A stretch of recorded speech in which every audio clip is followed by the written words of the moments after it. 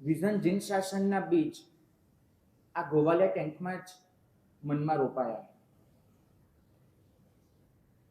ગોવાલિયા ટેન્કમાં એક નાનકડી સ્પર્ધા રાખવામાં આવી હતી કે આ શાસનમાં શું પરિવર્તન લાવી શકાય, તમે શું ઈચ્છો છો, શાસનમાં તમને શું ગમે છે અને તમને શું બદલવા જેવું લાગે છે. બહુ જ સરસ વાત એ થઈ કે લગભગ 35 જેટલી એન્ટ્રી એ આમાં આવી અને 35 એન્ટ્રીમાં ઓછામાં ઓછા 12 મુદ્દા એવા હતા કે જે મુદ્દા વાંચ્યા પછી મને એમ થયું કે આના પર તો અમલ થવો જ જોઈએ. મેં ત્યારે શ્રી સંઘની વચ્ચે એક પ્રોમિસ આપ્યું હતું કે આ તમારા જે મુદ્દા છે એ હું વ્યાપક ફલક પર લઈ જવાનો પ્રયત્ન કરીશ અને કદાચ ઓછામાં ઓછા 5 થી 6 હજાર જવાબદાર લોકો સુધી એ 12 મુદ્દા પહોંચાડવામાં આવ્યા. જેમનો અભિપ્રાય આવ્યો એમનો એ આવ્યો કે શ્રાવકો આટલું સરસ વિચારી શકે છે. દરેકને એક આશ્ચર્ય હતું, શ્રાવકો પાસેથી આપણને આટલું સરસ સૂચન મળી શકે છે. મને થયું કે જો ખાલી ગોવાલિયા ટેન્કનો સંઘ એના થોડાક સભ્યો આટલા સરસ મુદ્દા રજૂ કરી શકતા હોય તો આપણે આ જ વસ્તુને જો મોટા ફલક પર લઈ જઈએ વ્યાપક સ્તરે તો કેટલું થઈ શકે. માટુંગામાં પર્યુષણ પછી એક સ્નેહ મિલન થયું. જે સ્નેહ મિલનમાં પૂજ્ય ભક્તિ યોગાચાર્ય યશો વિજય સુરી મહારાજ, પૂજ્ય મુનિચંદ્ર સુરી મહારાજ, મહાબોધિ સુરી મહારાજ, તીર્થભદ્ર સુરી મહારાજ, રાજહંસ સુરી મહારાજ જેવા ઘણા બધા આચાર્ય ભગવંતો ઉપસ્થિત હતા. પૂજ્ય મુક્તિવલ્લભ શ્રી મહારાજ વગેરે પણ દૂર દૂરથી પધાર્યા હતા. એ બધાની વચ્ચે મેં જ્યારે આ વાત રજૂ કરી ત્યારે દરેક વડીલ ભગવંતોએ આશીર્વાદ સાથે મને કહ્યું કે એક કામ જો થઈ શકે તો કે આખા શાસનના શ્રાવકોના વિચાર એ કોઈક રીતે જો ભેગા થઈ શકે અને ભેગા થઈને આપણે જો તમામ આચાર્ય ભગવંતો, શ્રમણ શ્રમણી ભગવંતો, કામ કરનારી જૈન સંસ્થાઓ આ બધા સુધી પહોંચાડી શકીએ તો એક બહુ મોટું કામ થશે. તો તમે માટે પ્રયત્ન કરો. ત્યારે મારા મનમાં આવો કોઈ જ આઈડિયા નહીં, પણ જ્યારે વડીલ ભગવંતો આપણને આજ્ઞા કરે છે ત્યારે એનો સહર્ષ સ્વીકાર હોય તો મેં સ્વીકાર કર્યો. એમને મારા જેવા ઘણા બધા સાધુ ભગવંતોને અલગ અલગ જવાબદારી સોંપી હતી અને દરેક સાધુ ભગવંત પોતાની રીતે એ માટે કોઈ પ્રયત્ન કરતા હશે. મને જે જવાબદારી હતી એ બધાના વિચારો એમના સુધી પહોંચાડવાની. વખત જતા એના પર એક મગજમાં ચક્ર ચાલુ થયું કે શું કરી શકાય અને એમાંથી આ સ્પર્ધાનો કોમ્પિટિશનનો જન્મ થયો. મનમાં એક વસ્તુ આવી કે આ શાસન પાસે શક્તિ છે, આ શાસન પાસે પૈસા છે, આ શાસન પાસે કંઈક સારું થાય એવી ભાવના છે. ખૂટે છે તો આ શાસન પાસે માત્ર વિઝન કે શું કરવું, કેવી રીતે કરવું. અને એનાથી પણ વધારે બધા પાસે વિચાર હોવા છતાં પણ એ વિચારને યોગ્ય રીતે મૂકી શકાય એવું કોઈ પ્લેટફોર્મ આપણે ત્યાં નથી કે જ્યાં ચર્ચા થઈ શકે. આજે હું તમને પૂછું, ધારો કે તમારામાંથી કોઈને પણ એવું લાગે છે કે આ એક વિચાર મૂકવા જેવો છે, શાસનમાં અમલમાં લાવવા જેવો છે, તમે કોને વાત કરવા જશો? કદાચ 19, 20, 22 જેટલા પણ ગચ્છાધિપતિ ભગવંતો છે, 300 કરતા વધારે આચાર્ય ભગવંતો છે, એ બધાની અપોઇન્ટમેન્ટ તમને મળવાનું છે, એ બધા સુધી તમે જઈને વાત કરો એ બનવાનું છે. તો પછી આપણી પાસે એવી કોઈ સિસ્ટમ હોવી જોઈએ કે જે સિસ્ટમ તમને મોકો આપે કે તમે તમારો વિચાર એ બધા સુધી પહોંચાડી શકો. આ સિસ્ટમનો જન્મ થયો વિઝન જૈન શાસનના નામથી. સ્પર્ધા એ તો એક માધ્યમ છે જેથી લોકો અંદર જોડાય. મહત્વનું છે તમારું વિઝન, મહત્વનું છે તમારો વિચાર, મહત્વનું છે કે 2025માં આપણને સપ્ટેમ્બર સુધીમાં આ બધા વિચારો મળે અને એ પછીના તબક્કે 2026 અને 2027માં આપણે એ બધા વિચારોને અમલમાં મૂકી શકીએ. એક્શન પ્લાન નામ એટલે આપવામાં આવ્યું છે કારણ કે જૈનિક એ વાસ્તવમાં જૈન શાસનના સૈનિક છે. તો સૈનિકો જ્યારે પણ કામ કરશે ત્યારે એ લોકો કોઈ એક્શન પ્લાનથી આગળ વધશે. આપણે ત્યાં હંમેશા વાતો મોટી મોટી થઈ શકે છે, આમ થવું જોઈએ, તેમ થવું જોઈએ, પણ actually one by one, step by step એને કેવી રીતે અમલમાં લાવવું, એમાં આપણે ઘણા પાછળ રહી જતા હોઈએ છીએ. તો એક્શન પ્લાન આપણને એ પણ સમજાવશે કે કઈ રીતે સ્ટેપ બાય સ્ટેપ આગળ વધી શકાય છે. મને ખબર છે કે સેના માત્ર એવી વાત નથી કરતી કે આતંકવાદ અટકવો જોઈએ. સેના એ આતંકવાદ અટકાવવા માટે દરરોજનું કોઈક ને કોઈક પગલું ભરે છે, કોઈક મિશન સેટ કરે છે અને મિશન પ્રમાણે આગળ વધે છે. તો એ જ રીતે જૈનિક આગળ વધવા માંગે છે અને એ માટે પહેલા બધાનું વિઝન, બધાનું એક્શન પ્લાન એ પોતે લેવા માંગે છે. મહત્વનો પ્રશ્ન એ છે આ બધામાં કે જે વિચારો આવશે એ વિચારો અમલમાં કેવી રીતે મૂકાશે. તમને પણ આ પ્રશ્ન થતો જ હશે કે આપણે વિચારો લઈ તો લીધા, કેવી રીતે, શું થશે એનું. એક વસ્તુ સમજવાનો પ્રયત્ન કરજો કે આપણા જેટલા પણ વડીલ ભગવંતો છે, દરેક વડીલ ભગવંતને મનમાં એવું ચોક્કસ છે કે આ શાસન આજે જેટલું સારું છે એનાથી વધારે સારું થવું જોઈએ. આજ કરતા આવતીકાલ વધારે સારી અને આવતીકાલ કરતા એનો પછીનો દિવસ વધારે સારો. પણ થાય છે શું, એ વડીલ ભગવંતો જે જમાનામાં મોટા થયા એ જમાનામાં આજના જેટલી સમસ્યાઓ નહોતી. હું મારી જ વાત કરું તો અમારા સંઘમાં કોઈ પણ ભગવંત વ્યાખ્યાન વાંચવા માટે પધારે તો મારા જેવા ઓછામાં ઓછા 12-13 છોકરા એ વ્યાખ્યાનમાં પહેલી હરોળમાં બેઠા હોય. અમારા સંઘમાં ટ્રસ્ટીઓને ખબર જ હોય કે બીજી હરોળમાં જ બેસવાનું, બીજી લાઈનમાં. પહેલી લાઈન તો છોકરાઓથી જ ભરાશે. 8 વર્ષથી શરૂ કરી અને 15 વર્ષ સુધીના 12-13 છોકરાઓ બેઠા હોય અને દરેક ભગવાનનું વ્યાખ્યાન સાંભળે અને એમાં પાછા પ્રશ્નો પણ પૂછે, બધું જ પૂછે. આજે હું એ જ સંઘમાં, મારા પોતાના સંઘમાં જઉં છું, મને એક પણ છોકરો વ્યાખ્યાનમાં દેખાતો નથી. એ આખી પેઢી જ સમાપ્ત થઈ ગઈ, મતલબ મોટી થઈ ગઈ, નવી પેઢી રીતે આવતી નથી. તો આ પ્રશ્ન દરેક જગ્યાએ નડી રહ્યો છે. આનું કારણ શું? જૈન શાસન અનેક સમસ્યાઓનો સામનો કરી રહ્યો છે. એમાંથી 15 સમસ્યાઓને અલગ તારવી છે કે આપણે અત્યારે આ 15 પર ધ્યાન મૂકીએ અને 15 સમસ્યાઓ પર 15 પોડકાસ્ટ કરાવ્યા છે. તે સમસ્યાનું સમાધાન આપી શકે એવા એક્સપર્ટ પાસે પોડકાસ્ટ થાય છે અને એ ઇન્ટરવ્યુ દ્વારા એમનું વિઝન લેવામાં આવે છે. ઈચ્છા એવી છે કે આ વિઝનમાં એ સાંભળીને બીજા લોકો પોતાના વિચારો જોડે અને વિઝનને સાચું કેવી રીતે બનાવી શકાય એના માટે એક્શન પ્લાન આપે. જૈન શાસનનું સદભાગ્ય ગણજો કે અત્યાર સુધીમાં લગભગ 460 કરતા વધારે લોકો આમાં જોડાઈ ચૂક્યા છે અને પોતાના વિચારો આપવા માટે કટિબદ્ધ બન્યા છે કે અમે અમારા વિચારો આપીશું. હજુ એક પ્રવાહ આવી રહ્યો છે, પણ એ પહેલા એ સ્પષ્ટતા થવી જોઈએ કે એકચ્યુઅલી વિઝનહીન શાસન કરવા શું માંગે છે.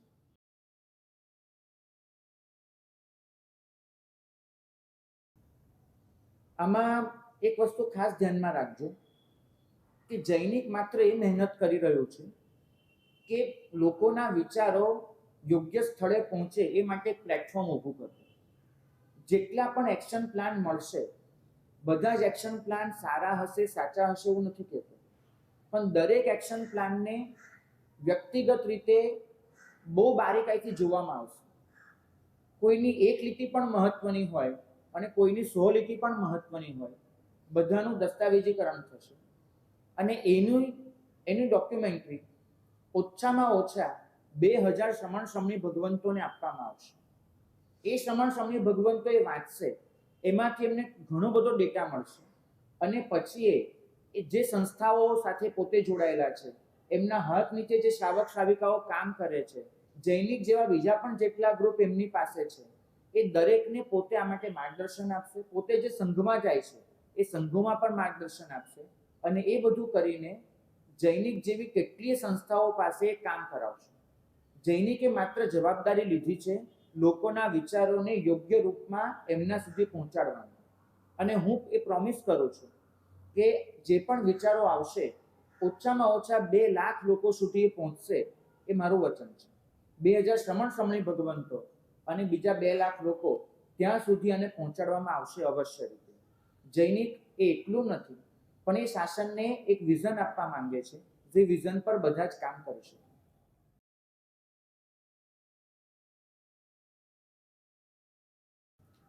ભાઈનો પ્રશ્ન છે કે કોમ્પિટિશનની શું જરૂર છે, યોગ્ય વ્યક્તિઓનો સંપર્ક કરીએ અને એમની પાસેથી વિઝન લઈ લઈએ તો શું ફરક પડે છે. આ પ્રશ્ન અહીંયા પહેલી વાર પૂછાયો છે, પણ ઘણી બધી વખત પૂછાયો.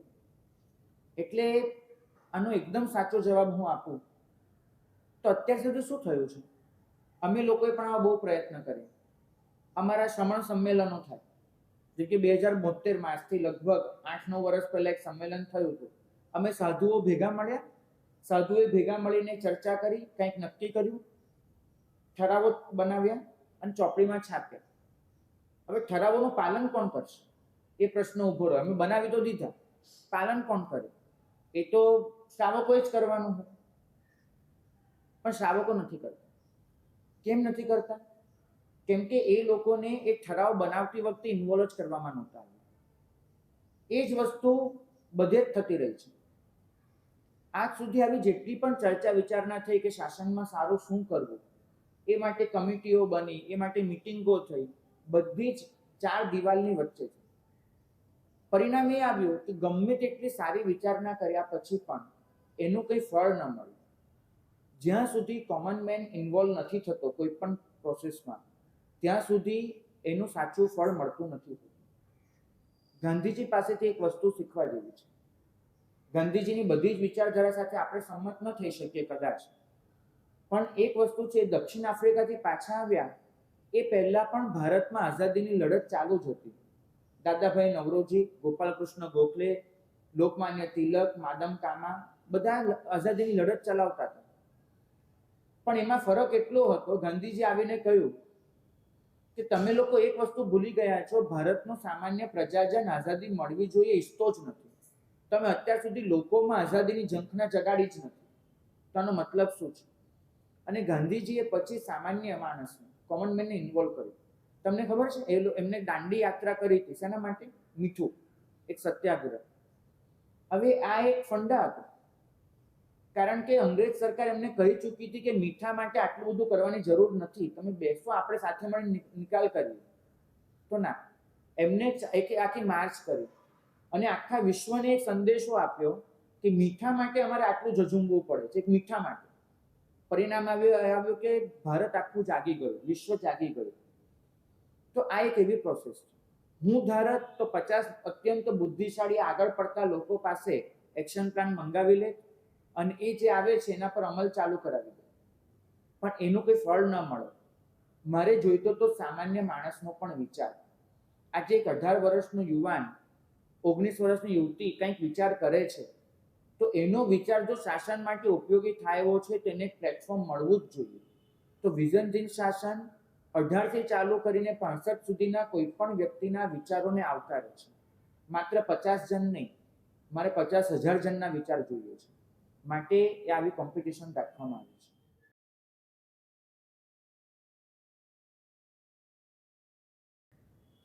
તમારો પ્રશ્ન સાચો છે કે જ્યારે બદલવાની વાત આવે એ હક શ્રાવકોને છે કે નહીં, અને 2, બદલવું તો પડે કે કશું નેગેટિવ હોય.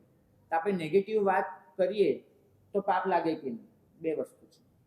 બંને પ્રશ્નનો વારાફરતી જવાબ આપો.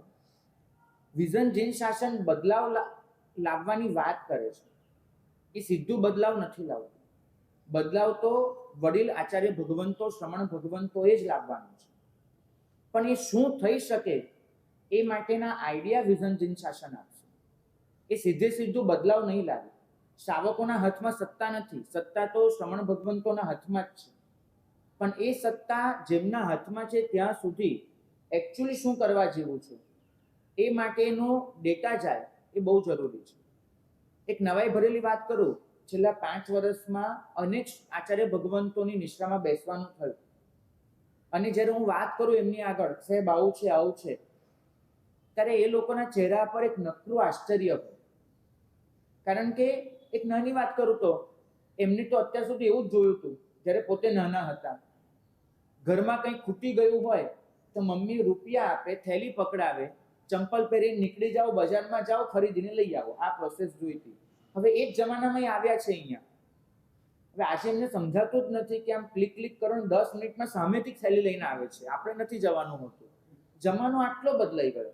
હવે આ જમાના પ્રમાણે જે બદલાવ લાવવાની જરૂર છે એ તો જ લાવી શકશે કે તમે એમને સાચો ડેટા આપશો. એમની પાસે આજે જે કમી છે ભાવનાની નથી, વડીલ આચાર્ય ભગવંતો પાસે જે કમી છે ડેટાની છે. સાચો ડેટા ન મળવાના લીધે એ લોકોના નિર્ણય આ જમાનાના અનુરૂપ જે રીતે થવા જોઈએ નથી થઈ રહ્યા. બદલાવ નથી લાવવાની વાત કરતો, હું માત્ર એટલું કહું છું કે કોઈ પણ શાસન એને સતત ઉત્ક્રાંતિ કરવી પડે, દેશકાળ પ્રમાણે પોતે રજૂ થવું પડે. અને જો દેશકાળ પ્રમાણે પોતાની જાતને ઢાળી ન શકીએ તો પછી પાછળ રહી જવા એવો પૂરો ચાન્સ છે. આપણે તો માત્ર એટલું જ ઈચ્છીએ છીએ કે શ્રાવકો આજના દેશકાળ પ્રમાણે એમની જરૂરિયાતો કહે અને એ પ્રમાણે વડીલ ભગવંતો એમને માર્ગદર્શન પૂરું પાડે કે આ વસ્તુ આ રીતે થઈ શકે. અને શ્રાવકોને સત્તા નથી મળી રહી, શ્રાવકો પાસેથી અમે વિચાર લઈ રહ્યા છીએ.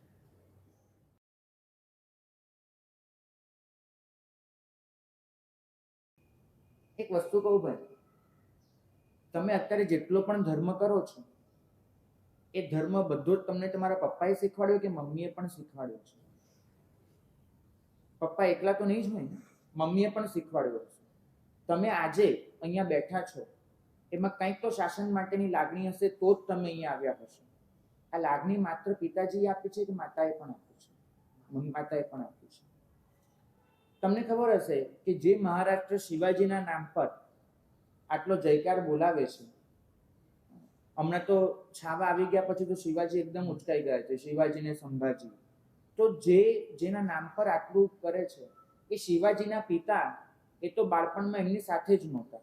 સાહુજી એ તો કોઈકની સેવામાં હતા. તો શિવાજી એમને આ બધા દેશભક્તિના સંસ્કાર કોને આપ્યા હતા? એમના માતા જીજાબાઈ. જો શ્રાવિકાઓ શાસન માટે વિચારતી હશે તો એ શાસન માટેનો પ્રેમ, શાસન માટેની દાળ, શાસન માટેના વિચાર પોતાના સંતાનોમાં પણ રેડી શકશે, પોતાના શ્રાવકોને પણ એ માટે પ્રેરિત કરી શકશે. આ સૌથી મોટો ફાયદો પહેલો. બીજી વાત, ઉપાધ્યાય વિનય વિજયજી મહારાજે લખ્યું છે કે શ્રાવક અને શ્રાવિકા એ બેમાંથી એકને જ જો મહત્વ આપવાનું હોય તો કોને આપવું? તેમને કીધું છે શ્રાવિકાને. હવે આનું કારણ શું? તો કે શ્રાવક પોતાના કુળનું દીપક હોય છે, શ્રાવિકા બે કુળની દીપક હોય છે. પિયરને પણ અજવાળે છે, સાસરાને પણ અજવાળે છે. આ બીજો પોઈન્ટ. શ્રાવિકામાં જો શાસન માટેની પ્રીતિ ઉમેરાશે તો બંને કુટુંબને આપશે. ત્રીજી મહત્વની વાત, અત્યાર સુધી લગભગ એવું બન્યું છે કે શ્રાવકોએ નક્કી કર્યું, શ્રાવિકાઓ એનો અમલ કર્યો. જમાનો એ આવ્યો છે કે ઘણી બધી વખત એમની પાસે પણ ઘણા સારા વિચાર હોય છે. હમણાં જ અમે લોકો મુંબઈથી બહાર હતા ત્યારે એક જગ્યાએ ઘંટીમાં અનાજ દળાતું જોયું. કોઈ પેલી ઘંટી જોઈ છે સ્વિચ વાળી? નહીં, આ વાળી, આમ ગોળ ગોળ ફેરવીને અનાજ દળાતું હોય એવી ઘંટી જોઈ છે? કોઈ નહીં જોઈ, કદાચ કોઈ મૂવીમાં કે કોઈ પિક્ચરમાં કે એમ કંઈ જોઈ હશે તો બરાબર છે. એમાં એવું હોય કે ઘંટીના બે પડ હોય, નીચે એક પડ હોય, ઉપર બીજું હોય, અને બે પડની વચ્ચે દાણા નાખવામાં આવે, ઉપરનું પડ ગોળ ગોળ ગોળ ફેરવવામાં આવે, નીચેના પડ સાથે ઘસાય અને અનાજ દળાઈને લોટ બને. અત્યારે જે ઇલેક્ટ્રિક વાળી ઘંટી હોય છે એમાં પણ સિદ્ધાંત તો આ જ લાગુ પડે છે, બે વચ્ચે પીસાય તો જ વસ્તુ થાય છે. મહત્વની વાત, જ્યારે પીસવાનું ચાલતું હોય ત્યારે ઉપરનો પથ્થર ગોળ ગોળ ફરતો હોય અને નીચેનો પથ્થર સ્થિર હોય. બરાબર? કેમ? જો બંને પથ્થર ગોળ ગોળ ફરવાનું ચાલુ કરે તો અનાજ દળાય જ નહીં. એક પથ્થર સ્થિર રહે અને એક પથ્થર એ ઉપરથી ફેરવીને દળે. અમારી ભાષામાં કહેવાય કે ઉપર જે ફરનારો પથ્થર છે ને એ નર છે અને નીચે જે સ્થિર રહેનારો પથ્થર છે એ માદા છે. ઉપર જે પથ્થર ફરે છે મેલ છે, નીચે ફિમેલ છે. કેમ? કારણ કે પુરુષ પાસે હોય કાર્યશક્તિ, પુરુષ દોડ દોડ દોડ કરે, ભટક ભટક ભટક કરે, બધું કરે. અને સ્ત્રી પાસે હોય ધૈર્ય, સ્થિરતા. સ્ત્રી બહુ ઓછી પરિસ્થિતિમાં વિચલિત થાય. તો સ્ત્રી પાસે હોય ધૈર્ય, પુરુષ પાસે હોય કાર્યશક્તિ, અને આ બંને જ્યારે એકબીજા સાથે ઘસાય ત્યારે લોટનું અનાજ બને. હવે આપણે એમ વિચારીએ છીએ કે ઘંટીનું એક પડ કાઢી જ નાખો અને એક જ પડ રહેવા દો અને પછી દળવા જાઓ તો કોઈ દિવસ દળાશે ખરું અનાજ? એક પળમાં દળાવાનું નહીં બને. તો કાર્યશક્તિ બંને પાસે, બૌદ્ધિક ક્ષમતા બંને પાસે, વિચાર શક્તિ બંને પાસે. તો જ્યારે આપણે શાસનનું વિઝન લેવા બેઠા હોઈએ ત્યારે બંનેને પોતાના વિચારો સમાન રીતે રજૂ કરવાની તક મળવી જોઈએ. આપણા શાસને માત્ર કેટલીક મર્યાદા આપી છે કે સ્ત્રીનો વ્યવહાર એવો ન હોવો જોઈએ કે જે પુરુષોમાં વિકાર અને વાસના જગાડે. તો એ જ રીતે પુરુષોનો વ્યવહાર એવો ન હોવો જોઈએ કે સ્ત્રીમાં વિકાર અને વાસના જગાડે. બંને પોતપોતાની મર્યાદા સમજીને વર્તવાનું છે. ઉદ્ભટ વેશ ન પહેરવો એ વિધાન બંને માટે છે. મર્યાદાશીલ વર્તન કરવું એ વિધાન બંને માટે છે. તો બંને પોતાની મર્યાદામાં રહી અને જો પોતાના વિચારો રજૂ કરે છે તેમાં કોઈ જ પ્રોબ્લેમ નથી. આપણે એવું ક્યારેય ન માની શકીએ કે વિચાર શક્તિ માત્ર પુરુષ પાસે છે અને બહેનો પાસે નથી, એવું ન માની શકીએ. અને આજે કદાચ આવી એક પરંપરા થઈ ગઈ છે કે અમારા વ્યાખ્યાનમાં બહેનો પ્રશ્ન પૂછતા નથી. બાકી તમે આજથી 2,500 વર્ષ પાછળ જતા રહો તો જયંતિ શ્રાવિકાએ પ્રભુને જે પ્રશ્નો પૂછ્યા હતા એ બધાની વચ્ચે જ પૂછ્યા હતા. અને સમવસ્ત્રણમાં બધા શ્રાવકોની જેમ શ્રાવિકાને પણ પ્રશ્ન પૂછવાનો હક હતો, તો જ એમને પૂછ્યા હશે. તો જો એ વખતે શાસનની મર્યાદા આટલી ઓપન હતી કે બધા જ પોતાના પ્રશ્નો પૂછી શકે, બધા જ પોતાના વિચારો આપી શકે, તો આપણે શા માટે એ મર્યાદાને પાછી પુનર્જીવિત ન કરીએ અને એમને પણ પોતાના વિચારો રજૂ કરવાની તક ન આપીએ? એટલું છે.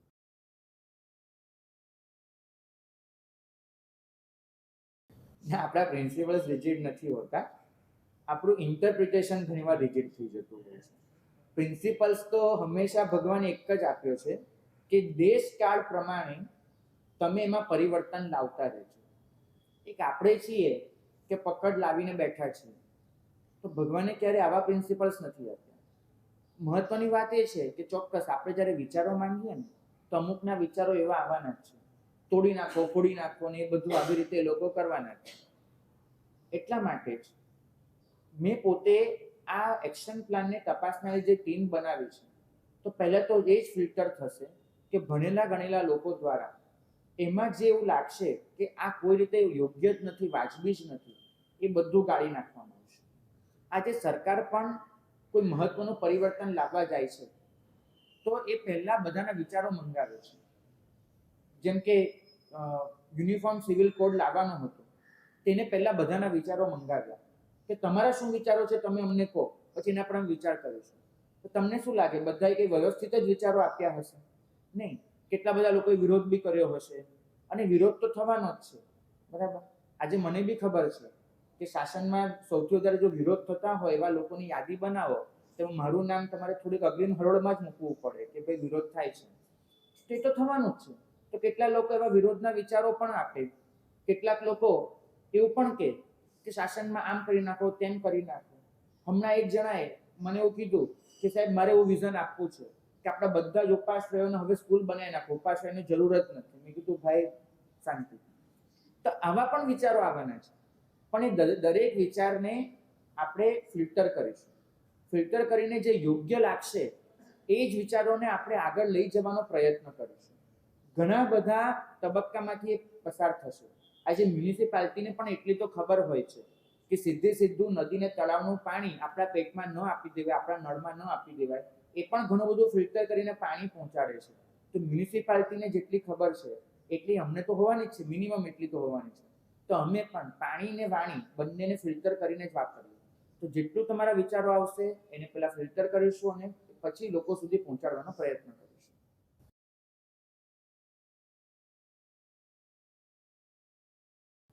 જૈન ધર્મને વિશ્વ સમક્ષ મૂકવો એ કદાચ આપણી અત્યારે સૌથી પહેલી પ્રાયોરિટી હોવી જોઈએ એવું મને લાગે છે.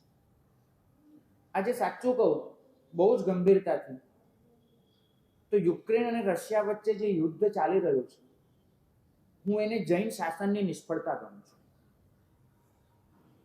ગાઝા પટ્ટી અને ઇઝરાયલ વચ્ચે જે ચાલી રહ્યું છે એ પણ આપણે એ લોકો સુધી પ્રભુનો અહિંસાનો સંદેશ પહોંચાડી શક્યા નથી, એ આપણી નિષ્ફળતા છે. જો પ્રભુનો અહિંસાનો સંદેશ, અપરિગ્રહનો સંદેશ આપણે વ્યાપક સ્તરે મૂકી શક્યા હોત તો ઘણા બધા યુદ્ધો ટાળી શકાયા.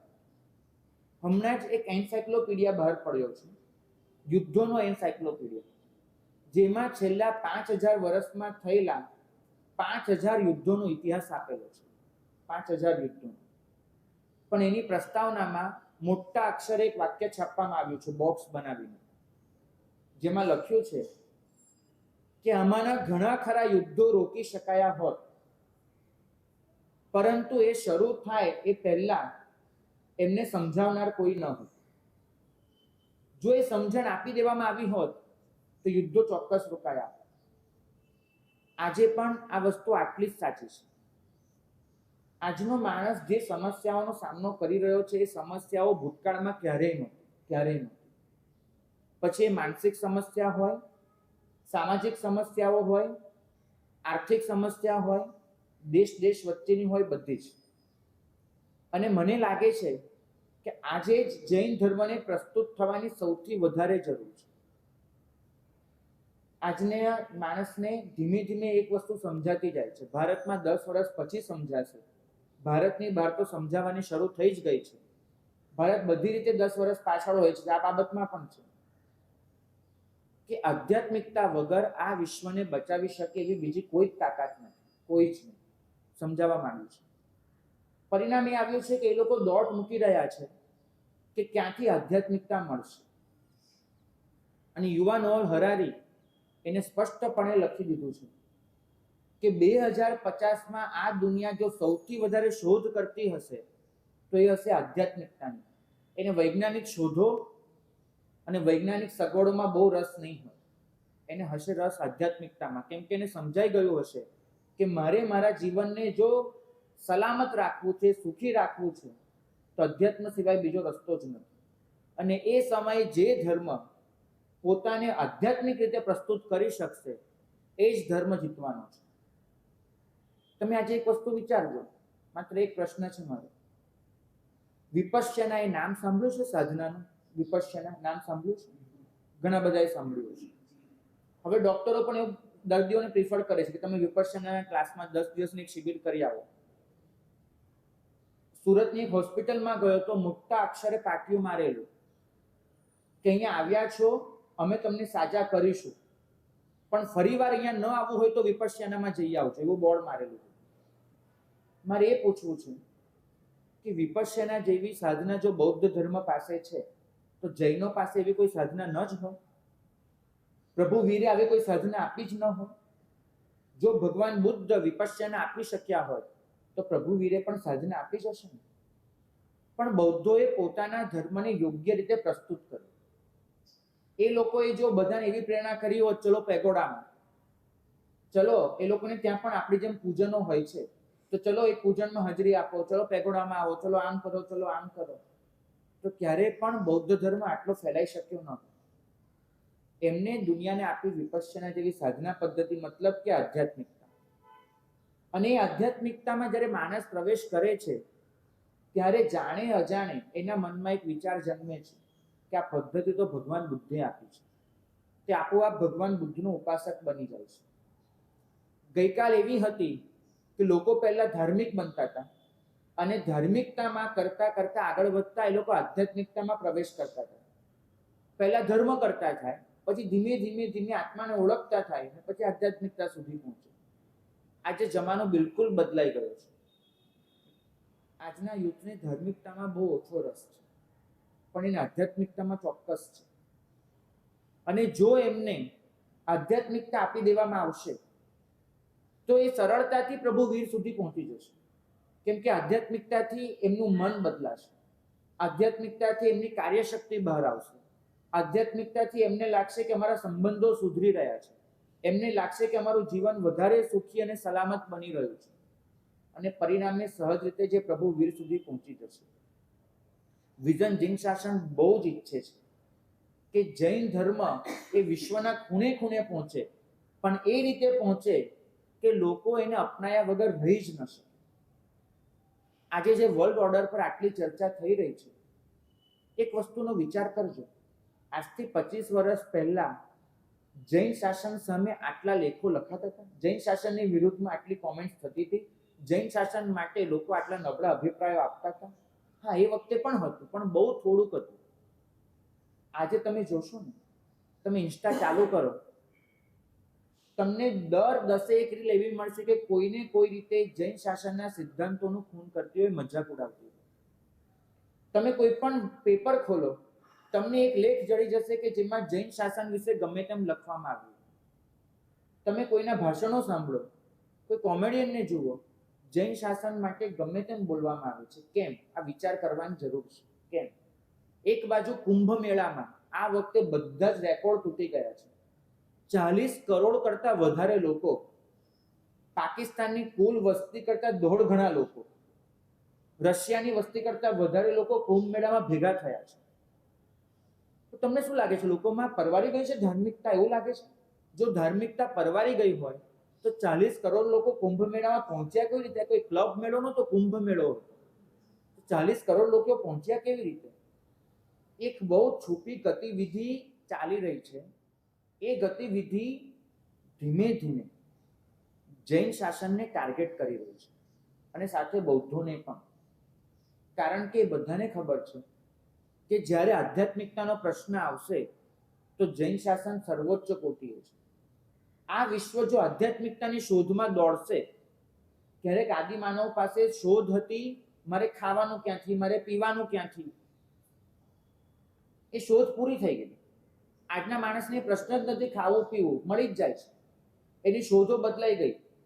એને શોધ આવી, મને ઠંડી ક્યાંથી મળશે, ગરમી ક્યાંથી મળશે, વગેરે વગેરે. એ પણ બદલાઈ ગયું. આજે પ્રશ્ન આવે, મને મનોરંજન ક્યાંથી મળશે, એ પણ બદલાઈ ગયું. મને નશો ક્યાંથી મળશે, એ પણ બદલાઈ ગયું.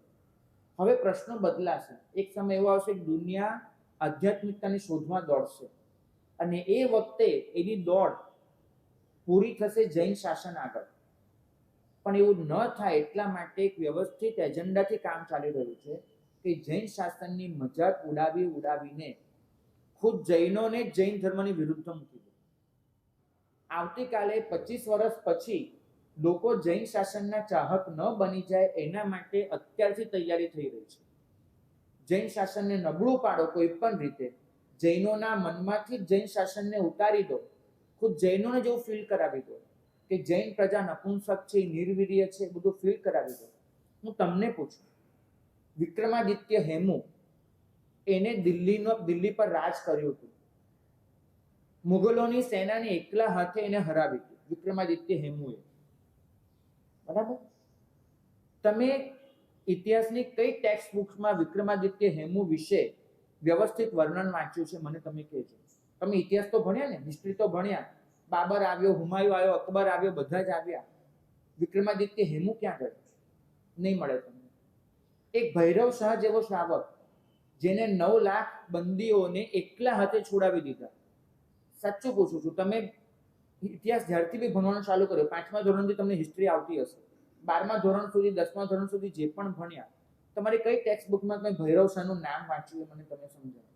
કોઈ દિવસ વાંચ્યું? ભૈરવ શાહ, વિક્રમાદિત્ય હેમુ, કોઈનું પણ નામ નહીં. કેમ નહીં વાંચ્યું?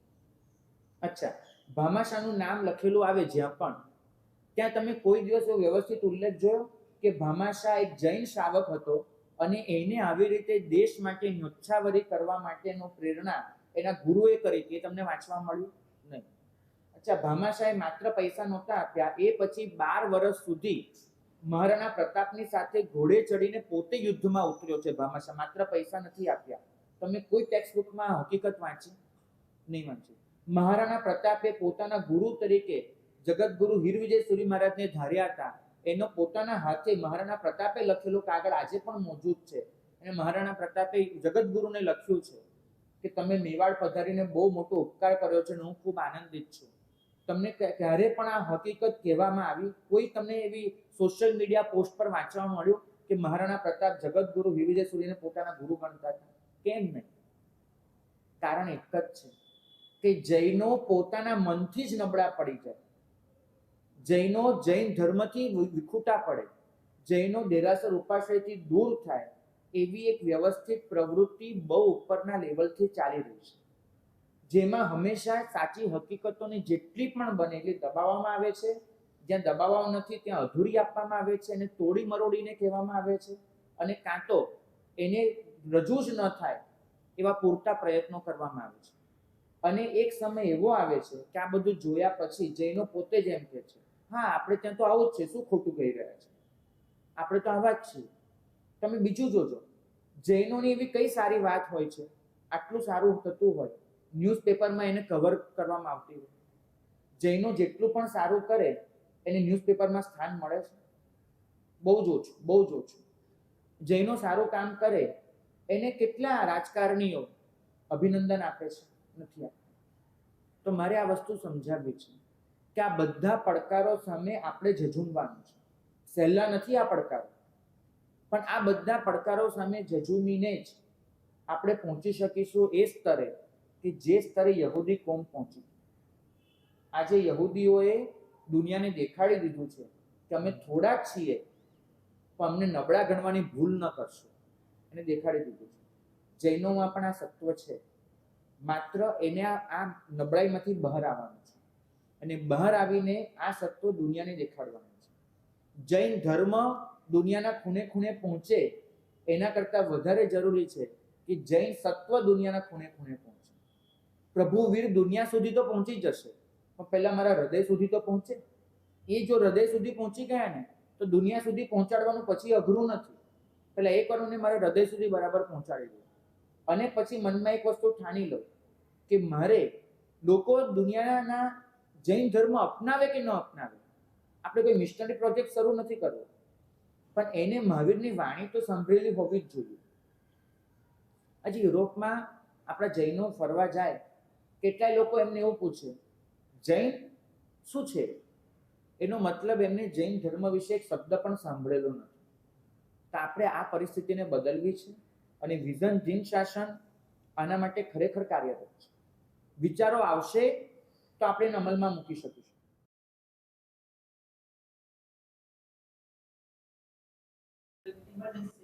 जैनिक ने ऐसे बहुत काम कर लिए हैं ऐसे, और वो करता ही रहेगा, उसमें कहीं रुकना नहीं है, अटकना नहीं है. एक सैनिक कब रुकता है वो आपको मालूम है? नहीं. दो ही परिस्थितियां ऐसी होती है कि एक सैनिक रुकता है. एक, या तो उसका सेनापति उसको बोलता है कि आपको रुक जाना है, तो सेनापति के आदेश पे वो रुक जाता है, या फिर उसकी सांस रुकती है तब वो रुकता है. तीसरी कोई भी परिस्थिति उसको रोक नहीं सकती. जैनिक तभी रुकेगा जब आचार्य भगवान उसको बोलेंगे कि आपको रुकना है, या फिर उसकी सांस रुक जाएगी, तब तक जैनिक नहीं रुकेगा.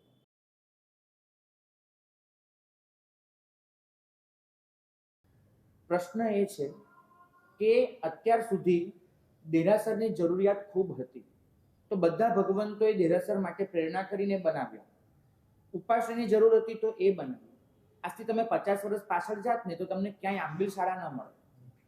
આંબિલ ખાતું 50 વર્ષ પહેલા હતું જ નહીં. આજે આંબિલ શાળા જરૂરિયાત થઈ ગઈ કે દરેક સંઘ એ વિચાર કરે છે કે આંબિલ શાળા બનાવવી છે. પાછલા માટે કોઈ આવા મકાનો નહોતા બનતા. ધીમે ધીમે જરૂરિયાત ઊભી થઈ તો લોકો એ બનાવે છે. તો હવે એવું થશે, આજે શું થાય છે, એક સંઘ રચવો હોય તો મગજમાં શું આવે? સંઘ બનાવવો એટલે શું? એક દેરાસર, એક સાધુમાનનો ઉપાશ્રય, એક સાધ્વીમાનનો ઉપાશ્રય, એક આંબિલ શાળા, એક પાઠશાળા. મિનિમમ આટલી વસ્તુ હોય તો એક સંઘ ઊભો થઈ શકે. હવે બદલાશે. હવે પછી 2 વર્ષ પછી નવો સંઘ સ્થપાશે તે લોકો વિચાર કરશે કે એક આંબિલ શાળા, એક પાઠશાળા અને એક ધ્યાન કેન્દ્ર, આટલું હોય તો એક સંઘ કહેવાય. આવી રીતે એક પરિસ્થિતિ આવશે. વસ્તુ એ છે કે એક અવાજ ઉઠવો જોઈએ. આપણે એવું માનીએ છીએ કે ઉપરથી આપણને બદલવામાં આવશે. નહીં. તમે સમજો, એક પિરામિડ ઇફેક્ટ હોય છે. તળેટીમાં રહેલા લોકો હંમેશા એવું માનતા હોય છે કે ઉપર જે ટોચ છે, ટોચ પર બેઠેલા જે થોડાક લોકો છે એ કહેશે એની નીચેવાળા માનશે, એની નીચેવાળા માનશે ને એમ કરતા કરતા અમારા લેવલ પર આવશે. પણ દુનિયાની ક્રાંતિનો ઇતિહાસ દેખાડે છે કે ક્રાંતિ કોઈ દિવસ ઉપરથી નીચે નથી થઈ, નીચેથી ઉપર થઈ છે. નીચે બદલાયું છે એટલે એ નીચેના લોકોને સંભાળવા માટે ઉપરના લોકોએ બદલાવવું પડ્યું છે, અને એમ કરતા કરતા ટોચ બદલાય છે. આ દુનિયાનો દસ્તુર છે. અને નક્કી માનજો કે વિઝન જીન શાસન માટે જ ઉપરથી નીચે નથી જતું, નીચેથી ઉપર જાય છે. એ સૌથી નીચે રહેલા લોકોને પૂછે છે કે તમારે કંઈ બદલવું છે, તમારે શું કહેવું છે, અને એમનો અવાજ એનાથી ઉપરવાળા લોકો સાંભળશે, એનાથી ઉપરવાળા. અને એક સમય એવો આવશે કે ટોચને થશે કે હું જ બાકી રહી ગઈ, બીજા બધા બદલાઈ ચૂક્યા છે, તો ટોચ બદલાશે. તો આપણે જે કરવા માંગીએ છીએ પિરામિડ ઇફેક્ટ છે, નીચેથી ઉપરની, અને ચોક્કસ થઈને રહેશે. બહુ ઓછા લોકોનું એ સદભાગ્ય હોય છે કે ક્રાંતિને પોતાની નજરે નજર નિહાળવી, એક બદલાવને જોવું. એક સદભાગ્ય હતું વીર નિર્વાણ સંવત 980 સકલ જૈન શાસનને મળ્યું હતું કે આગમો ખાલી મૌખિક હતા, એને લખવામાં આવ્યા. હું કેટલી વખત કલ્પના કરું છું કે 500 આચાર્યો ભેગા મળી અને આ કામ કરી રહ્યા હશે, એક આખું આવું જબરજસ્ત પરિવર્તન લાવી રહ્યા હશે, ત્યારે એ સમજે કેવું સુકૂન મહેસૂસ કર્યું હશે કે હા કેટલું સરસ થઈ રહ્યું છે. કેમ કે આવું થવું જોઈએ એ તો ઓછામાં ઓછા 200 વર્ષથી કહેવાતું આવ્યું હતું. ખાસ યાદ કરજો, કોઈ પણ અવાજ શરૂ થાય છે કે આ થવું જોઈએ અને એકચ્યુઅલી એ વસ્તુ થાય, એ બંનેની વચ્ચે થોડાક વર્ષોનો ગેપ રહેતો જ હોય છે. આજે બોલવાનું શરૂ થાય છે, કાલે એ બોલવાનું એ મગજ સુધી પહોંચે છે, મગજથી હૈયા સુધી પહોંચે છે, અને પછી હાથ સુધી જાય છે. તો 200 વર્ષ નીકળ્યા કે પુસ્તક હોવા જોઈએ, પુસ્તક હોવા જોઈએ, અને 200 વર્ષે લખાયા.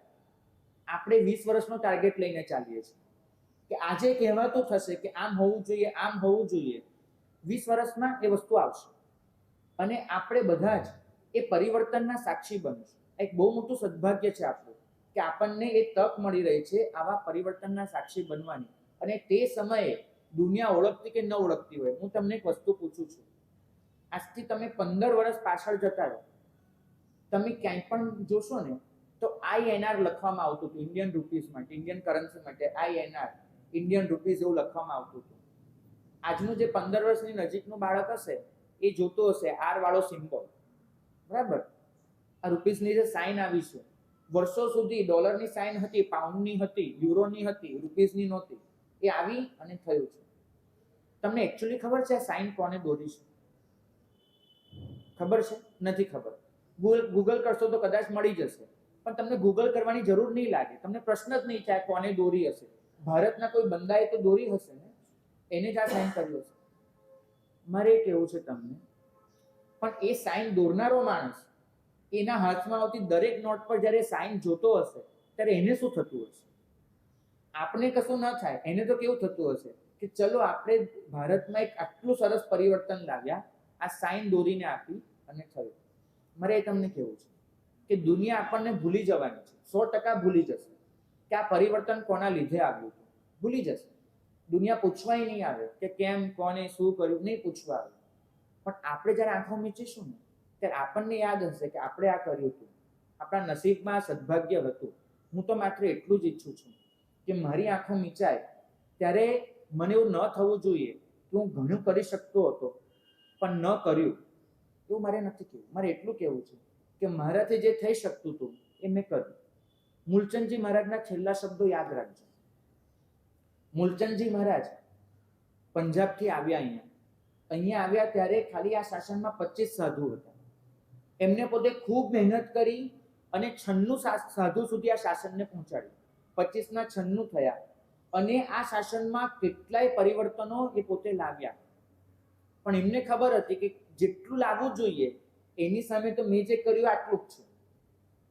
તો વૃદ્ધિચંદજી મહારાજ, એમના ગુરુભાઈ, એના ખોળામાં પોતે માથું મૂકીને પ્રાણ એમને છોડ્યા. ખોળામાં માથું હતું ત્યારે એમના જે છેલ્લા શબ્દો હતા ને એ છેલ્લા શબ્દો આપણા બધાના જ બનવા જોઈએ. એમને છેલ્લા શબ્દ આ પડ્યા, થોડું પંજાબી, થોડું હિન્દી. હમસે જો બન પડા વો કર લિયા, અબ આપ સંભાળીએ. મારાથી જે થતું હતું એ મેં કરી લીધું, હવે તમે સંભાળી લો છો. તો આપણે બધાએ બસ આટલું જ કહીને અહીંથી નીકળવું છે કે હમસે જો બન પડા વો કર લિયા, અબ આપ સંભાળીએ. આપણી આજુબાજુ જે પણ હશે એને આપણે કહીશું કે આગળ લઈ જજો. આ કરવાની તક આપણને મળે છે. મને ક્યારે એ નથી થતું કે હું બધું જ કરી નાખું, પણ મને આટલું વાક્ય યાદ આવે છે કે હમસે જો બન પડ, મારાથી જે થયું હમને વો કિયા, અમે એ કરી લીધું. જો દરેક જઈને એટલું વિચારી લેશે ને કે હમસે જો બન પડા, આપણાથી જે થાય કરી લેવું છે, તો પછી આ શાસન આજે જે છે એનાથી તો બહુ ઉપરના સ્તરે હશે. જરૂર છે માત્ર આટલો એક વિશ્વાસ જગાડવાનો, અને વિઝન જૈન શાસન એ વિશ્વાસ આપોઆપ જગાડશે. દરેકને થશે કે અમારા વિચારોની અહીંયા કિંમત છે. આજે બધાને એમ થાય છે કે અમે ગમેલું સારું વિચારીએ, કોણ અમારું સાંભળનાર છે? પણ નહીં, તમારું સાંભળનાર એક જણ બેઠું છે અને જણનું નામ છે વિઝન જીન શાસન, જે તમારી દરેક વાત સાંભળવા બેઠું છે અને યોગ્ય વ્યક્તિ સુધી પહોંચાડવા બેઠું છે. મોટો પ્રશ્ન તો મને એ આવ્યો છે કે મહારાજ તમે આ બધા જ એક્શન પ્લાન આપી દેશો, બધું અમલમાં આવવાનું છે, બધું થવાનું છે? પ્રશ્ન પૂછે છે. હું બધાને એક જ જવાબ આપું છું, માનો કે 100% વિચારો આવ્યા અને એમાંથી આપણે 10% જ અમલમાં મૂકી શક્યા તો પણ શું ખોટ છે? 0 થી 10 સુધીની યાત્રા તો કરી, આપણને ખબર તો પડી કે શું કરવા જેવું છે. એટલું ખબર હશે, આજે ખબર પડે છે, કાલે કરી નાખીશું. બની શકે કે કરનારા ભગવંતો કદાચ જૈનિકને જશ ક્યારેય ન આપે, ક્યારે એનો ઉલ્લેખ ન થાય કે વિઝન જીન શાસનને લીધે આ થયું હતું, ન થાય. તમને એક પ્રશ્ન પૂછવો, જો ચંદ્ર પર પહેલો પગ કોને મૂક્યો હતો? નીલ આર્મસ્ટ્રોંગ, બધાને ખબર છે, બરાબર? પણ નીલ આર્મસ્ટ્રોંગ ઉતરી શક્યો અને પાછો આવી શક્યો એનું કારણ હતું કે પેલો એનો સહયાત્રી એ ચંદ્રની આજુબાજુ પોતાના યાનમાં પ્રદક્ષિણા કરતો હતો. એ તો નીલ આર્મસ્ટ્રોંગ છે ને ચંદ્ર પર જ રામ શરણ થઈ જવું પડ્યું હતું. એને પાછો લેવા માટે એ પોતે ફરી રહ્યો હતો, માટે બચ્યો છે. એ યાન ફેરવતો હતો, એનું નામ શું છે? નીલ આર્મસ્ટ્રોંગ જેને લીધે ચંદ્ર પર પહોંચ્યો અને એ પેલું યાન જે ફેરવતો હતો એનું નામ શું છે? નહીં, એનું પુસ્તક બેસ્ટ સેલર બન્યું છે, એનું નામ હતું માઇકલ કોલિન્સ. એને લખ્યું છે કે એક અવકાશ યાત્રી કઈ રીતે તૈયાર થતો હોય છે. બહુ સરસ એનું આ પુસ્તક છે કે અવકાશ યાત્રીએ કઈ કઈ સમસ્યાઓનો સામનો કરવો પડતો હોય છે, માઇકલ કોલિન્સ. પણ આ મને ખબર છે, લગભગ દુનિયા માઇકલ કોલિન્સને ભૂલી જશે. એ તો એને જ યાદ રાખશે નીલ આર્મસ્ટ્રોંગ, કે ત્યાં એને ચંદ્ર પર જોયો છે, પણ ચંદ્ર પર જેના લીધે પહોંચ્યો છે કમાન્ડર તો માઇકલ કોલિન્સ હતો. બની શકે આ દુનિયા જ્યારે ઇતિહાસ લખાશે ત્યારે યાદ કરશે, આમ લખશે કે એક સમય એવો આવ્યો જૈન શાસનમાં એવી એક ક્રાંતિનું મોજું ફરી વળ્યું કે બધાએ ભેગા મળી અને જૈન શાસનને બહુ ઉપરના સ્તરે મૂકી દીધું, આવું લખશે. તે વખતે કદાચ વિઝન જીન શાસનનો ઉલ્લેખ પણ નહીં થાય, જૈનિકનો ઉલ્લેખ પણ નહીં થાય. એનો કોઈ મતલબ જ નથી. શું કહે છે, આપણે શું કામ એની દરકાર કરીએ કે એનો ઉલ્લેખ થાય કે ન થાય? પણ જો આપણે આ ન કર્યું ને તો આવતી પેઢી ચોક્કસ આપણને બધાને ગાળો દેવાની છે કે આ લોકો જૈન શાસનને ડૂબાડીને ગયા, ઘણું બધું બગાડીને ગયા. 100% ગાળો દેવાની છે અને આપણને માફ નહીં કરે. હું નથી ઈચ્છતો કે મારી આવનારી પેઢી એ મને માફ ન કરે. મારી ઈચ્છા છે કે લોકો એટલું લે, એટલું ચોક્કસ કે પરિસ્થિતિ બહુ જ વિપરીત હતી, કપરી હતી, અને છતાં પણ એ લોકોએ પોતાનાથી થાય એવા સરસ પગલા ભર્યા. જશ મળે કે ન મળે, ગાળો ન મળવી જોઈએ એટલું વાત નક્કી છે.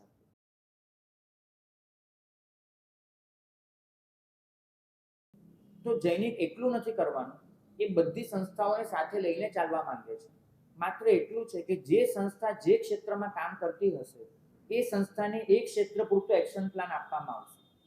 બધા એક્શન પ્લાન ખુલ્લા તો બધા માટે હશે, શું સ્પેશિયલી એને ગાઈડ કરવામાં આવશે જો એ લોકોને એવું જરૂર લાગશે તો, કે કઈ રીતે તમે તમારા કામમાં ઓર આગળ વધી શકો, કઈ રીતે એને સુધારી શકો. આ એક આઈડિયા છે. એક વસ્તુ નક્કી માનજો, પાણીનું માટલું ભરીને પરબ આગળ મૂક્યું, ત્યાં આગળ એક બોર્ડ લગાડી શકીએ કે અહીંયા ઠંડુ પાણી છે, પીવા માટે પધારો. કોઈના માથે બંદૂક તો ન જ મૂકી શકાય, ચલ પાણી પી, કેમ પરબ છે ને પાણી નથી પીતો, એવું બંદૂક કોઈના માથે ન મૂકી શકાય. જૈનિક એક માટલું તૈયાર કરીને રાખશે કે જો તમારે ઠંડુ પાણી પીવું હોય તો અહીંયા રેડી છે. કોને પીવું કોને ન પીવું એમને જોવાનું. આપણે તો પરબ બાંધવાનું પુણ્ય કીધું છે, પાણી પીવડાવવાનું પુણ્ય નથી કીધું. પાણી પીવું ન પીવું લોકોની મરજીનો સવાલ છે, પરબ બાંધવી આપણી મરજીનો સવાલ છે. તો જૈનિક એક પરબ બાંધવા જઈ રહ્યું છે, એમાંથી જેટલું બને પોતે ટ્રે લઈને ઊભું રહેશે થોડા પ્યાલા ભરીને કે લો ભાઈ પીઓ. ઘણો પ્રયત્ન તો જાતે જ કરવો પડશે.